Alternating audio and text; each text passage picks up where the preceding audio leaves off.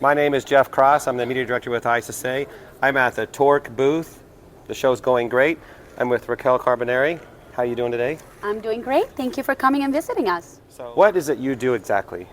So I am the brand activation director for Tork in North America, and my team is tasked with activating the Tork brand strategy in the United States and in Canada. Talk about the inclusive hygiene and how Tork is helping facilities implement it in their restrooms. And can you explain what inclusive hygiene really means?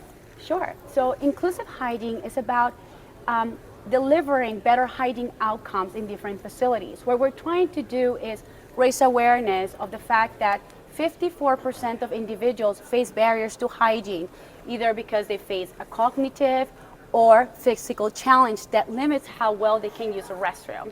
So we want to raise awareness, develop tools and solutions and expertise so that the industry can drive for better hygiene in the busiest place in a facility, which is oftentimes the restroom. I've noticed your branding in a few restrooms here. That is true. So again, we're trying to raise awareness for the need for better hygiene solutions in the restroom.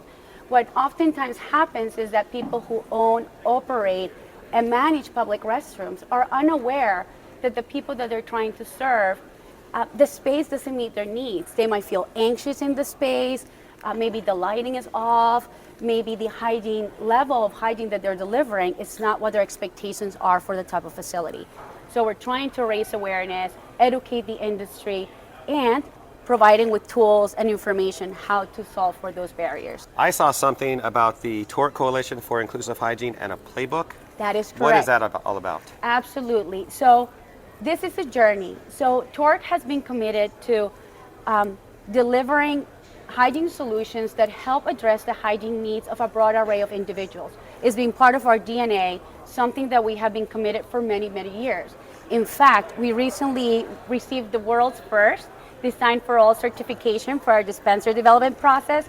So that's a huge achievement and something that proves of how committed we have been. But to accelerate that work, we compiled a coalition of experts to help us identify the barriers that people are facing in public restrooms. These individuals are members from academia, individuals from public policy, design experts, people in industry that are helping us identify these challenges and, more importantly, raise awareness and provide practical solutions for facility managers to execute. So the coalition's first task was to help us develop the playbook. It's a practical guide, it's a free resource that facility managers and BSCs can access to learn how they can drive inclusive hygiene in their facility. Something else I heard about is the ethnographic Research. and the research. Is there more about that you can share? What is that going to do for the industry? Absolutely. So this is a journey. So we needed to start with understanding the different types of public restrooms that our and customers are trying to manage and operate.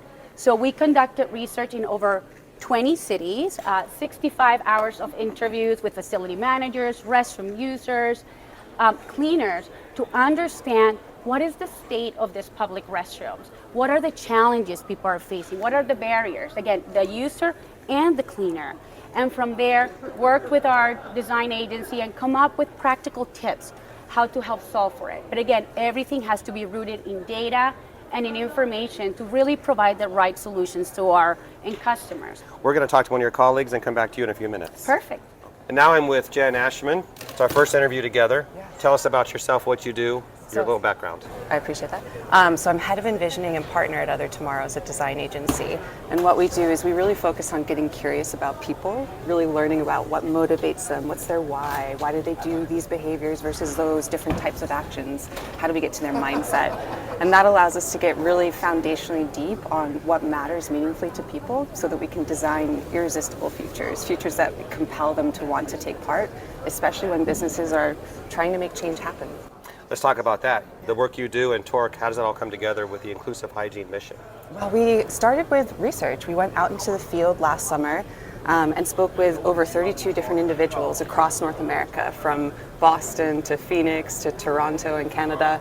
And we learned a pretty dirty truth, that bathrooms aren't designed to meet everybody's individual needs, even today. Dirty truth. That's good. Yeah. That's good. I agree. It has to be inclusive for everybody. So can you talk to us through what you discovered in the research process? Because you did some traveling, Yeah. visited some people, and talked about restrooms across America. Yes. Talk about that. So we went into people's homes for an hour and a half, over 32 different homes across North America. We also followed them on sort of a safari out into public restrooms. And we went and experienced what these places are like with them. So I'll give you an example of Patrick, who was a retired veteran. He loves to antique. He jams out to music. He loves the Beatles, record collection that thick. And he's just kind of living life as much as he can, but he also struggles with 32 different disorders, from COPD to PTSD to anxiety. And those are all, a range of kind of hidden different disorders that he doesn't have the ability to show when he steps into a bathroom. And so when we found, after walking to a restroom with him, is that he struggled to even enter the space. It's overwhelming, it's overstimulating, it's a scary kind of loud space for him, which has narrowed his world, right? He doesn't go out to those antique stores anymore. He doesn't go out to the baseball games that he follows by heart. And so that learning has really kind of been built across multiple people with different subject matter experts in hygiene and disability, in other conditions like periuresis. And we combine all of that data, all of that sense behavior and understanding of what motivates people to do what they do into 3 distinct design principles, which I'm super excited to talk about. Right, let's talk about that, because all of this is coming to mean a result for everybody. Yeah. Talk about that. So part of what makes results actually actionable and tangible is that we bring in the people who are going to be using them. So we spoke with facility managers about 3 different unique design principles that can be actionable steps forward in creating inclusive hygiene. First, creating a clean and safe environment sounds very foundational, but without that, people don't believe that they can go into a space not on guard. They have to use toilet paper as a shield. They have to use paper towels as a shield on the doorknob. They feel like they can't escape. We've all been there. Yeah, I know I have. And so when you think about creating that foundation, you can then get yourself to the next level almost of inclusive hygiene, which is about creating a comfortable, welcoming, and calming space. And when we spoke with facility managers about those nuances, this is everything down to the warmth of the lighting, to the way a material might feel warmer, less cool, to the way a full privacy door from like top to bottom can make a space feel like it's your own and you can lock out the world and actually do what you need to do. So this story that you're telling us and this individual, Patrick, you talked to him personally. Yeah. How did you feel talking to him? A lot of these stories, they put a little grip around your heart. And as somebody who also struggles to want to touch surfaces, just because I would like to live a couple more years, I could relate. It's sort of a heart speaking to a heart. So after that interview, we said goodbye, the team and I, but we had a pretty deep conversation about what can actually make a meaningfully different experience for this individual. How can we get him back out into his life? So from what we've talked about so far and that experience, this then went to the facilities. Talk about their reaction and what they plan to do with all of this. So the facility manager reaction was really interesting to take in. They would look at the playbook, we walk them through it, and part of what they discovered is that there's a real human story behind these audiences that they're serving, from the venues of concert halls to schools, right? And it was fascinating to discover that they didn't always know that everybody with an invisible hidden barrier has struggles when they go through that space. And so we heard facility managers react with, I didn't realize this. I didn't know that my students might need more support getting through a space to open the door or to know a door is locked. And other facility managers at concert venues say, I had no idea that this audience that goes to, you name it, Alanis Morissette concerts, can't use this bathroom, and therefore I'm losing out on my venue sales because they're not going to drink or eat while they're here.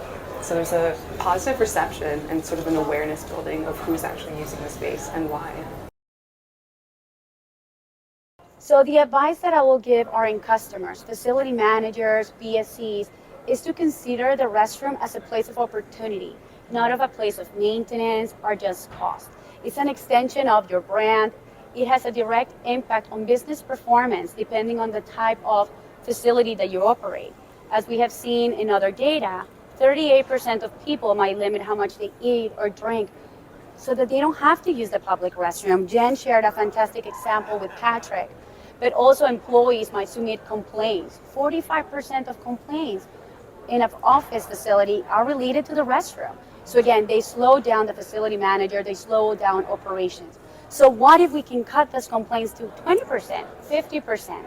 So again, I urge people to think about the restroom as an extension of their facility, as a key contributor to whatever business that facility is supporting. So it's a place of opportunity rather of cost and maintenance. And from a design perspective, I think part of what you're hitting on so beautifully, Raquel, is that there's a vast array of individuals out there who use the restroom not just as a place of relief, but also as a place for transformation, for mental space and oasis, for a place to kind of find and come back to themselves. And so when they see this promise of what they expect in their minds actually played out through these different design principles and actionable steps, then you're delivering upon an invisible audience that you may not even know exists out there in the world. So it's the nuances, it's design in the details. And sometimes even those small steps, positioning a trash can by the door, moving paper products out into space so that you don't have the whirl of the wind of an air dryer, those all can help people feel a little bit calmer, even in the small little steps. So we wanted to make this resource available for all of you. So this is a free resource, and you can visit our torkglobal.com website where you can access it. You can also learn about the stories of the individuals that motivated this research, and also hear testimonials from facility managers and how this new tools and the testimonials of users change their perspective about how they can drive business performance and better serve the community that they want to serve every day. Mm-hmm.